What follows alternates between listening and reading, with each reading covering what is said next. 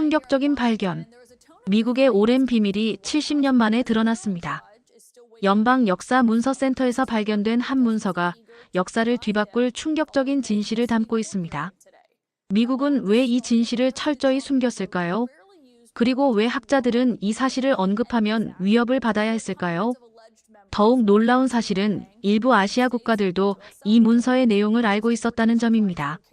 한 용기 있는 역사학자의 폭로로 시작된 이 사건은 이제 전 세계 학계를 뒤흔들고 있어요. 대체 무엇이 그토록 위험한 진실이었을까요? 지금 시작합니다. 저는 콜롬비아 대학교 역사학과의 마이클 김 교수입니다. 제가 지금부터 들려드릴 이야기는 제 인생을 완전히 뒤바꿔 놓은 충격적인 발견에 관한 것이죠. 모든 것은 6개월 전, 새 책 집필이 난항을 겪고 있을 때 시작됐습니다. 당시 저는 서구의 문화적 영향력과 한국의 발전이라는 책을 쓰고 있었어요. 그런데 키보드 앞에 앉을 때마다 뭔가 핵심이 빠진 듯한 느낌의 삭제키만 누르고 있었죠. 무언가 빠진 퍼즐 조각을 찾는 기분이었습니다. 30년 넘게 서구의 교육 시스템과 문화가 세계 최고라는 확신 속에 살아왔고, 특히 한국의 발전은 서구식 교육의 성공적 이식 덕분이라고 굳게 믿었던 터였어요. 제 강의실에서는 항상 자신감 넘치는 목소리로 서구가 전 세계의 민주주의뿐 아니라 교육 시스템의 표준을 세웠다고 주장했죠. 한국을 포함한 아시아 국가들의 발전은 서구 교육 시스템을 모방한 결과라고 가르쳤던 겁니다. 학생들은 열심히 필기했고 의문을 제기하지 않았어요. 지금 생각하면 얼굴이 화끈거릴 정도로 부끄러운 일이지만 당시 저에게는 그것이 의심할 여지 없는 절대적 진리였습니다. 집에서도 한국 드라마에 빠진 딸 소피아에게 그런 시간 낭비 말고 대학 입시 공부나 더 하라며 핀잔을 주곤 했어요. 서구 문화의 우월성을 의심하는 것 자체가 불가능했으니까요. 아내 캐서린은 항상 제 편협함에 한숨을 쉬었지만 저는 그저 캐서린이 너무 다문화주의적이라고 생각했을 뿐이었죠. 그러던 어느 날 연방역사문서센터에서 자료조사를 하던 중 운명적인 발견을 하게 됐습니다. 미분류 서류 상자 속에 문자정책 검토 국제교육협력단 1965라는 제목의 문서였어요. 누렇게 변색된 그 문서의 마지막 문장이 제 시선을 사로잡았습니다. 한글은 현존하는 모든 문자 체계 중 학습과 문맹 퇴치에 가장 효율적인 문자 체계로 판명됨. 순간 가슴이 쿵 내려앉았죠. 마치 누군가 제 가슴을 강하게 내리친 것 같은 충격이었습니다. 이게 무슨 말도 안 되는 소리인가 싶었어요. 평생 믿어온 역사관과 정면으로 충돌하는 문장이었으니까요. 손에 든 문서가 흔들리는 것을 느끼며 문서 담당 사서에게 다가갔어요. 이 문서의 출처가 어떻게 되는지 물었지만 사서는 단지 최근 정리된 자료라는 답변만 돌아왔습니다. 문서를 덮고 창밖을 바라보았죠. 맨해튼의 야경이 여전히 반짝이고 있었지만 제 머릿속은 암흑 속에 갇힌 듯 했어요. 평생 확신했던 진리가 거짓이었다면, 그렇다면 내가 가르쳐온 것은 대체 무엇이었을까? 그리고 나는 이제 어떤 선택을 해야 할까? 서구의 문화적 우월성이라는 확고한 신념이 처음으로 흔들리기 시작했습니다. 문서의 출처를 확인하기 위해 국제교육협력단 자료를 더 깊이 파헤쳤어요. 아카이브 목록에서 한국어 문자 효율성 연구라는 항목을 발견했지만 실제 파일은 행정상 이유로 다른 부서로 이관됨이라는 메모만 덩그러니 남아 있었죠. 미로 속에 갇힌 기분이었습니다. 진실에 다가갈수록 더 많은 장벽이 나타나는 듯 했어요. 절박한 심정으로 학내에서 가장 만나고 싶지 않았던 사람을 찾아갔습니다. 바로 한국학 전문가인 이준우 교수였죠. 솔직히 말하자면 저는 그동안 이준우 교수의 연구를 비학문적이라고 여러 차례 공개적으로 비판해 왔었습니다.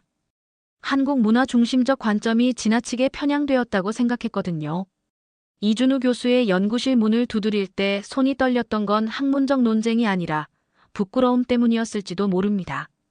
이준우 교수는 저를 보자 놀란 표정을 감추지 못했어요. 예의 바른 인사 후 제가 발견한 문서 조각을 보여드렸습니다. 이준우 교수의 표정이 순간 밝아졌다가 다시 경계하는 모습으로 변하는 것을 놓치지 않았어요. 아마도 제 진정성을 의심했겠죠. 한글이 다른 문자보다 압도적으로 우수하다는 건 과학적으로 입증하기 어려운 주장 아닌가요? 라고 물었을 때 이준우 교수의 눈빛이 변했습니다. 차분하지만 단호한 목소리로 한글은 단순한 문자가 아니라 과학적 원리에 기반해 설계된 체계라고 설명해 주셨어요. 자음은 발음기관의 모양을 본떴고 모음은 철학적 원리에 따라 만들어졌다는 사실은 처음 알았죠. 대화를 나누면서 제 안에 깊숙이 자리 잡은 서구 중심적 사고방식이 얼마나 완고했는지 깨닫기 시작했습니다. 마치 단단한 얼음이 서서히 녹아내리는 것 같았어요.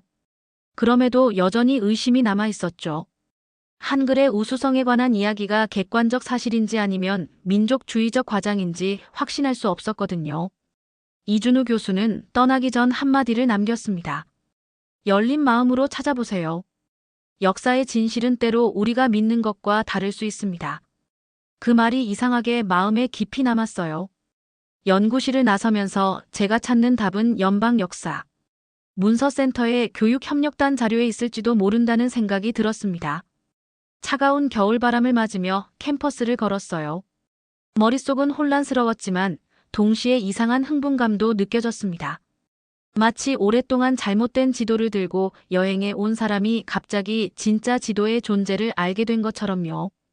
이제 어떻게 해야 할까? 편안한 믿음의 세계에 머물러야 할까?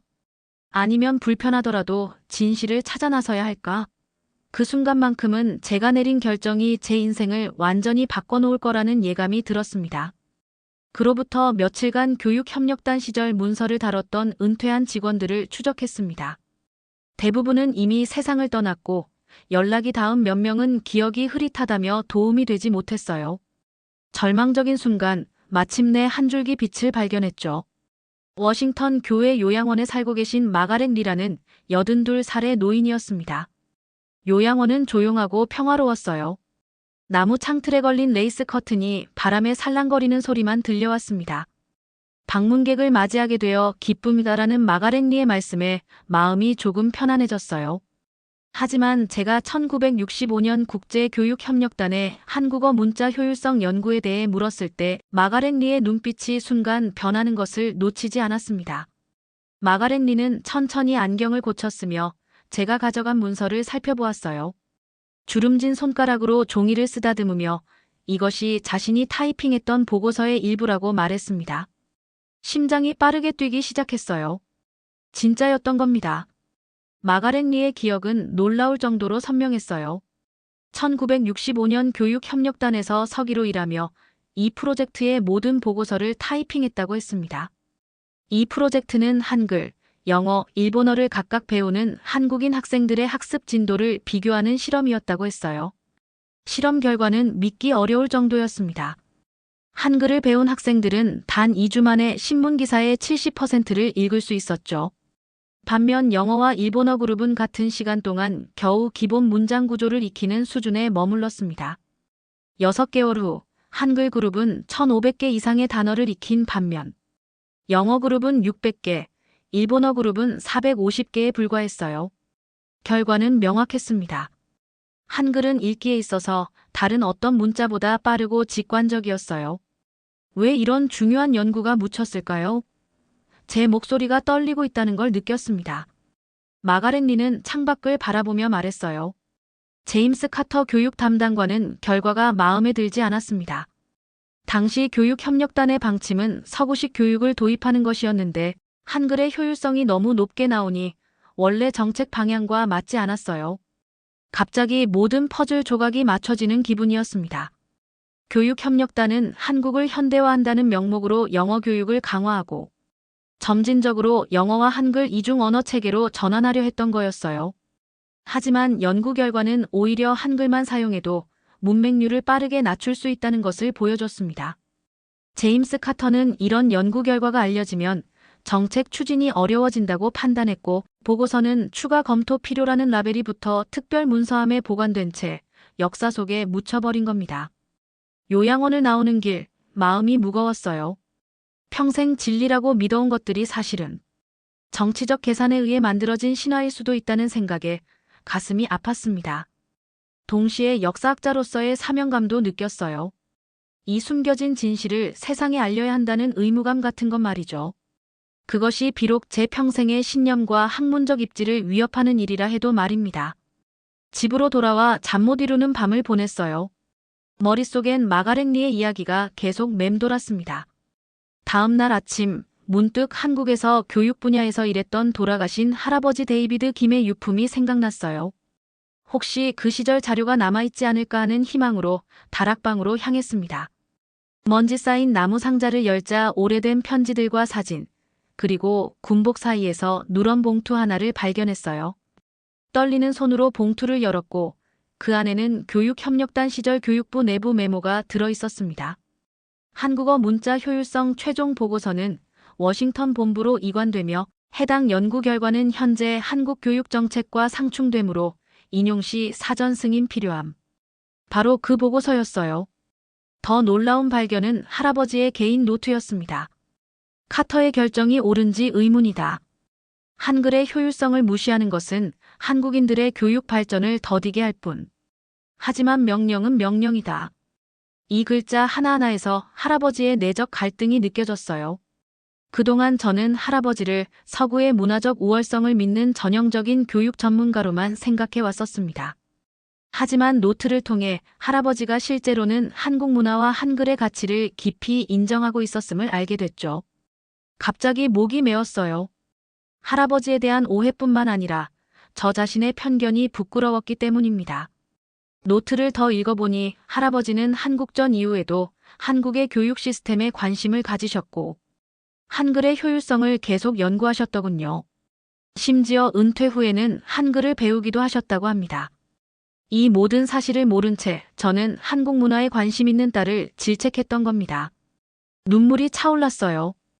또 한 가지 중요한 단서를 발견했습니다. 할아버지의 메모에는 워싱턴 본부라는 언급이 있었어요. 이것은 완전한 보고서가 국가기록보관소에 보관되어 있을 가능성을 시사했습니다. 새로운 희망으로 가슴이 뛰었어요.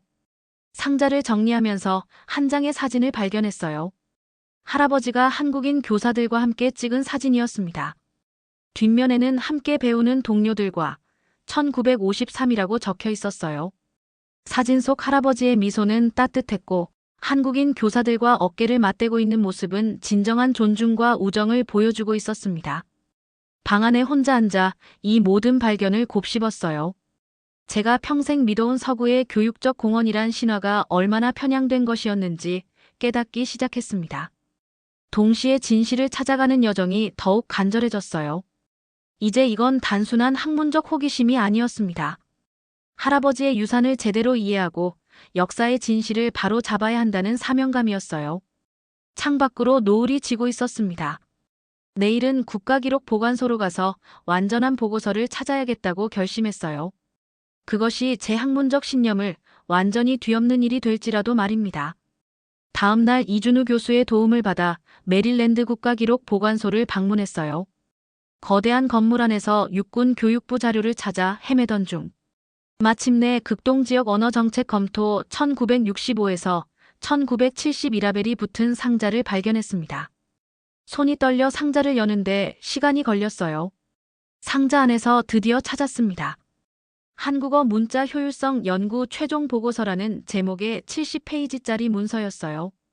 첫 페이지를 읽는 순간 온몸에 전율이 흘렀습니다. 이건 단순한 메모가 아니라 철저하고 과학적인 연구였어요. 한글, 영어, 일본어의 학습 효율성을 비교한 상세한 데이터와 분석이 담겨 있었습니다. 보고서의 핵심 내용은 충격적이었습니다. 한글은 문맹률 감소에 있어 영어보다 평균 3.7배, 일본어보다 4.2배 더 효율적이라는 겁니다. 한글을 배운 학생들은 2주 만에 기본 문장을 읽고 쓸 수 있었던 반면 영어 학습자는 이 수준에 도달하는데 8주가 걸렸다고 합니다. 6개월 후 평가에서는 그 차이가 더 커졌어요. 하지만 가장 충격적인 건 보고서 마지막에 첨부된 정책 메모였습니다. 서구의 영향력 확대를 위해 영어 교육을 우선시하고 점진적으로 영어 마이너스 한글 이중언어 체계를 도입할 것. 한글의 효율성에 관한 연구 결과는 현 정책 방향과 충돌하므로 내부 참고용으로만 사용할 것.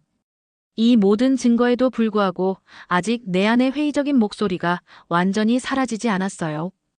혹시 이 연구에 편향이 있었던 건 아닐까? 50년 전 자료가 지금에도 유효할까? 이런 의문을 해소하기 위해 직접 실험을 해보기로 결심했습니다. 이준우 교수의 도움을 받아 30명의 대학생 자원봉사자를 모집했어요.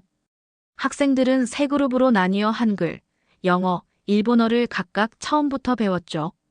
모든 변수를 통제하기 위해 참가자들은 이 언어들에 대한 사전 지식이 없는 학생들로 선별했습니다. 3주차의 첫 테스트를 실시했을 때 결과는 놀라웠어요. 한글 그룹 학생들은 이미 간단한 문장을 읽고 쓸 수 있었고 기본적인 대화문을 이해했습니다. 반면 영어와 일본어 그룹은 여전히 기본 알파벳과 문자를 익히는 단계에 머물러 있었죠. 특히 충격적이었던 건 새로운 단어 학습 속도였습니다.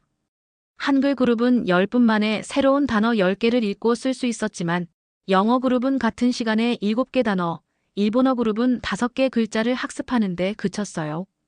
음성 인식 실험에서도 한글의 정확도는 97%로 영어 82%와 일본어 78%를 크게 앞섰습니다. 이준우 교수의 설명에 따르면 한글은 소리와 문자의 대응이 거의 완벽하기 때문이라고 했죠. 발음 그대로 쓰고 쓴 대로 읽을 수 있다는 겁니다. 이 모든 결과는 50년 전 교육협력단 연구와 놀랍도록 일치했어요. 연구실로 돌아오는 길, 가슴이 무거웠습니다.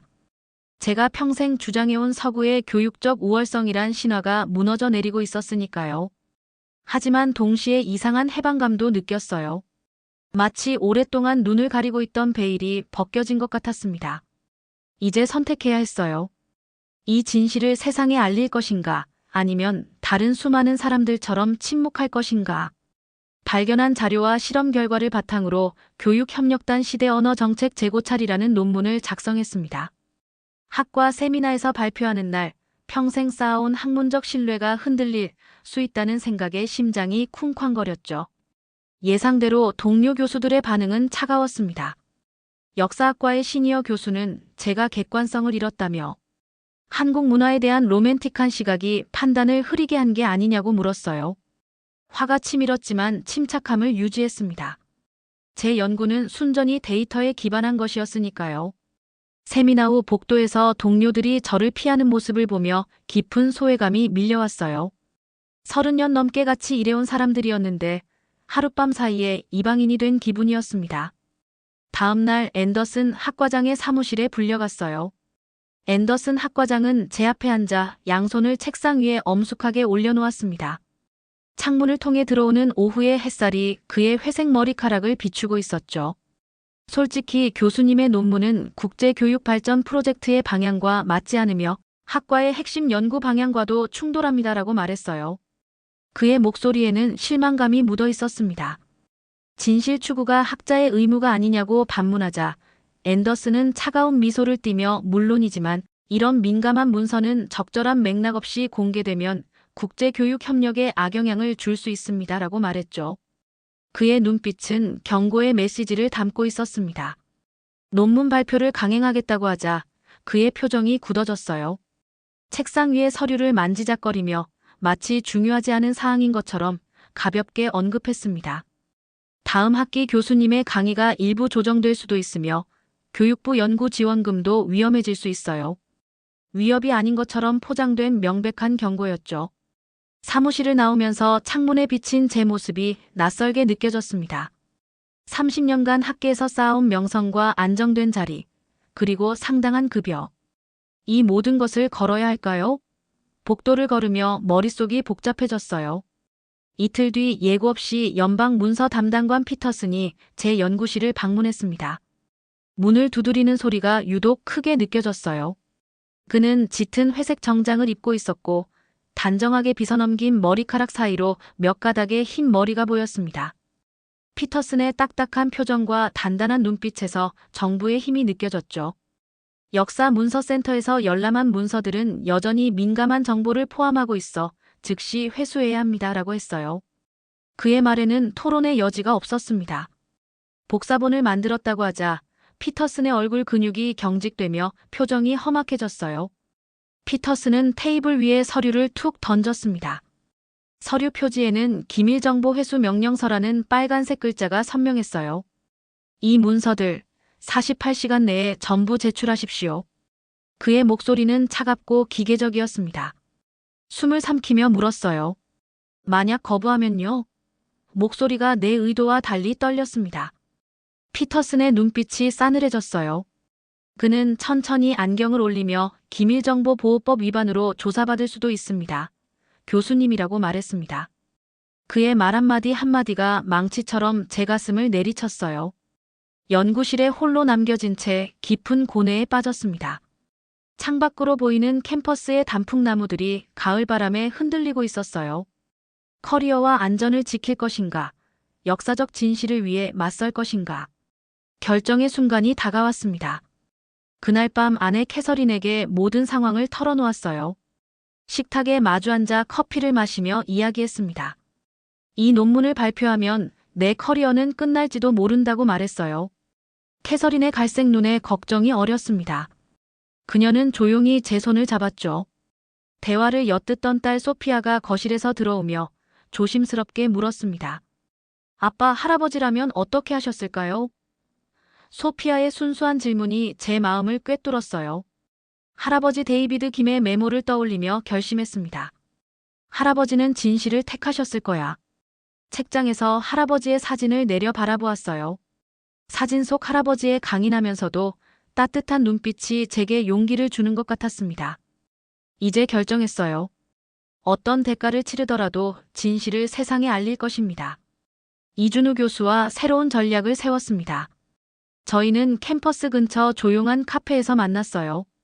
비밀 문서를 직접 인용하는 대신 자체 실험 결과와 공개된 자료만 활용한 논문을 준비하기로 했습니다. 한글의 문맹 퇴치 효율성이라는 제목으로 민감한 출처 없이도 핵심 진실을 전달하는 방식이었어요. 동시에 전직 교육자문위원 앤드류 황을 비밀리에 만났습니다. 앤드류 황은 60년대에 한국에서 언어 정책에 관여했던 인물이었어요. 워싱턴 외곽 작은 식당에서 만난 앤드류 황은 예상보다 나이가 많았고 깊은 주름이 패인 그의 눈에는 깊은 피로가 서려 있었습니다. 창가에 앉아 차를 마시며 대화를 나눴어요. 왜 그런 중요한 연구가 정책에 반영되지 않았느냐는 제 질문에 앤드류 황은 창밖을 오랫동안 바라보았습니다. 그의 시선은 먼 과거로 향해 있는 듯 했어요. 당시 서구의 최우선 과제는 동양권의 문화적 영향력을 확장하는 것이었죠. 앤드류 황의 목소리는 조용했지만 단호했습니다. 한국이 문화적으로 서구에 가까워지길 원했고 영어 교육이 그 핵심이었어요. 한글의 효율성은 솔직히 그들의 계획에 방해가 됐습니다. 그의 말은 역사의 장막을 걷어내는 것 같았어요. 앤드류 황은 커피잔을 돌리며 잠시 침묵에 잠겼다가 말을 이었습니다. 지금 생각하면 실수했죠. 한글의 잠재력을 인정했다면 한국은 훨씬 빨리 발전했을 겁니다. 모든 결정은 서구의 지정학적 이익을 위한 것이었어요. 그것은 노인의 후회 어린 고백이었습니다. 대화 내용을 꼼꼼히 메모하며 제 마음속 확신이 더욱 강해졌어요. 진실, 그것만이 학자로서 제 의무였습니다. 돌아오는 길, 차창에 비치는 도시의 불빛이 마치 제게 앞으로 나아갈 용기를 주는 듯 했어요. 48시간 후 피터슨이 다시 찾아왔습니다. 그는 연구실 문을 노크도 없이 열고 들어왔어요. 문서 복사본은 준비되었습니까? 피터슨의 목소리에는 조급함이 묻어 있었습니다. 저는 의자에 편안히 앉은 채 차분히 대답했어요. 원본은 이미 국가기록보관소에 있고 제 복사본은 학문적 연구 목적으로 보관할 것입니다. 그리고 언론사에도 보내뒀으니 제게 무슨 일이 생기면 내용이 공개될 거예요. 제 목소리는 떨림 없이 단단했습니다. 피터슨의 얼굴이 일그러졌어요. 그의 눈에는 분노와 당혹감이 교차했습니다. 위험한 도박을 하고 있군요, 교수님. 피터슨은 이를 악물고 말했습니다. 도박이 아닙니다. 학자로서의 의무를 다하는 것뿐이죠. 제 대답에 피터슨은 더 이상 할 말을 찾지 못하고 자리를 떠났어요. 문을 닫는 소리가 유독 크게 들렸습니다. 그 후 논문을 여러 학술지에 제출했지만 대부분 거절당했어요. 거절 메일을 받을 때마다 상처를 받았지만 포기하지 않았습니다. 마침내 문화관 교육연구라는 작은 학술지가 논문을 게재했어요. 처음엔 반응이 미미했으나 점차 관심을 받기 시작했습니다. 특히 한국계 미국인 커뮤니티에서 활발히 공유되었죠. 앤더슨 학과장이 예고했던 대로 제 강의는 일부 취소되었고 연구 지원금도 중단되었어요. 아파트 집세와 딸의 대학 등록금이 걱정되었지만 더 이상 편향된 역사를 가르칠 수 없다는 확신이 있었기에 이런 불이익을 감수했습니다. 가족들도 이제는 제 선택을 이해하며 지지해 주었어요. 놀랍게도 몇 주 후 서울대학교에서 특별 강연 요청이 왔습니다. 제 연구가 한국에서 큰 관심을 받게 된 것이었어요. 이는 진실을 알릴 중요한 기회라 생각했습니다. 한국행 비행기를 예약했을 때 이 결정이 제 인생을 완전히 바꿔놓을 줄은 몰랐어요. 아내 캐서린과 딸 소피아는 격려의 말을 건네며 제게 용기를 주었고 이준우 교수는 한국에서의 일정을 도와주었습니다. 연구실 책상을 정리하면서 마음속에 묘한 해방감이 느껴졌어요. 마침내 진실을 세상에 알릴 기회가 찾아온 것입니다. 인천공항에 도착했을 때 놀라움을 감출 수 없었습니다. 상상했던 것보다 훨씬 현대적이었고 모든 것이 효율적으로 돌아갔어요. 더 놀라운 건 제가 받은 환대였습니다. 대학 관계자들이 오래 기다려온 귀빈처럼 반겨주었어요. 그들의 눈에서 진정한 감사와 존경의 빛을 발견했습니다. 서울대학교 강연은 제 인생에서 가장 감동적인 순간이었어요. 강당은 학생들과 교수들로 가득 찼고 몇몇 언론사도 취재를 나왔습니다. 떨리는 마음으로 단상에 섰어요. 평생 서구 중심적 시각으로 한국 교육 역사를 해석해왔음을 고백했고 이제 그 시각이 얼마나 제한적이었는지 깨달았다고 말했습니다. 한글의 효율성과 과학적 우수성은 한국 교육 발전의 핵심이었으며 이를 인정하지 않은 것은 학자로서 제 실패였음을 인정했어요. 이 고백은 힘들었지만 무거운 짐을 내려놓는 것 같은 해방감도 있었습니다. 강연이 끝나자 뜨거운 박수가 쏟아졌고 많은 질문이 이어졌어요. 이틀 후 세종대왕 기념관을 방문했을 때 더욱 감동했습니다. 600년 전 문맹 퇴치를 위해 만들어진 문자가 디지털 시대에도 놀라운 효율성을 보인다는 사실이 경이로웠어요. 기념관의 안내원은 세종대왕이 한글을 창제할 때의 과학적 원리와 철학적 사상을 상세히 설명해 주었습니다. 그 모든 이야기에 저는 깊은 존경심을 느꼈어요. 미국으로 돌아와 서구와 한국 교육혁명의 재고찰이라는 책을 완성했습니다. 한글의 과학적 우수성과 서구 정책의 양면을 균형 있게 다뤘어요. 예상 외로 학계에서 긍정적인 평가를 받았고 젊은 역사학자들은 새로운 역사 해석의 모델로 받아들였습니다. 놀랍게도 교육부의 위협은 실행되지 않았고 오히려 한미교육협력위원회는 저를 자문위원으로 초청했어요. 앤더슨 학과장은 은퇴했고 새 학과장은 제 강의를 복귀시켰습니다. 문자와 교육 비교 문화적 시각이라는 강의는 학생들 사이에서 인기를 끌었어요. 가정에서도 큰 변화가 있었습니다. 이제 딸 소피아의 한국 문화 사랑을 더 이상 비판하지 않고 함께 한글을 배우기 시작했어요. 소피아는 저보다 훨씬 빨리 익혔고 종종 제 발음을 교정해주기도 했습니다. 아내 캐서린은 이런 우리의 모습을 미소 지으며 바라봤죠. 연구실 벽에는 한글로 쓰인 훈민정음 서문과 할아버지의 사진, 그리고 그의 메모에서 발견한 문구가 걸려 있습니다. 역사는 때로 정치에 의해 왜곡되지만 진실은 결국 빛을 본다. 학생들에게 말합니다. 역사 연구는 때로 우리가 믿던 진실의 의문을 제기하는 용기가 필요합니다. 한 학생이 물었어요. 교수님, 역사적 진실 추구가 위험할 수도 있는데 그래도 가치가 있을까요? 잠시 생각한 후 대답했습니다. 진실은 때로 정치적 이유로 감춰집니다. 하지만 그것이 사라지는 것은 아니에요. 어딘가에서 누군가는 진실을 발견하고 의문을 제기하고 밝혀내려 할 테니까요. 그리고 그 역할을 하는 사람이 바로 우리 역사학자들입니다. 이 여정은 단순한 학문적 발견이 아니었습니다. 내면의 편견과 오만함을 극복하는 과정이었고 진실의 힘을 깨닫게 해준 여정이었죠. 이제 저는 다른 문화를 더 깊이 이해하고 존중하는 사람이 되었어요. 그것이 이 모든 어려움을 겪은 가장 큰 보상이 아닐까 싶습니다. 오늘의 이야기는 여기까지입니다. 처음엔 단순한 역사서적을 집필하려던 마이클 김 교수의 삶이 우연히 발견한 한 장의 문서로 완전히 뒤바뀌었어요. 서구 교육계가 수십 년간 인정하지 않은 한글의 우수성은 이제 세계 언어학계의 새로운 연구 주제가 되었습니다. 진실은 때로 정치적 이유로 감춰지지만 그것이 영원히 사라지는 것은 아니라는 것을 보여주었어요. 앞으로도 더 놀라운 발견과 함께 돌아오겠습니다. 오늘도 시청해주셔서 감사드립니다. 구독과 좋아요는 더 많은 해외 감동 사연을 전하는데 큰 힘이 됩니다.